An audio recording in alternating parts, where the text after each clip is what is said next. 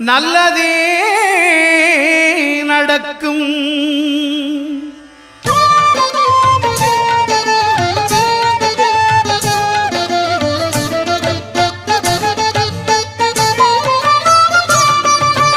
9 கோளும் ஒன்றாய் காண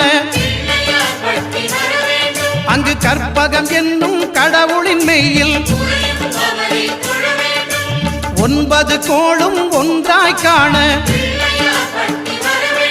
அங்கு கற்பகம் என்னும் கடவுளின் மெய்யில்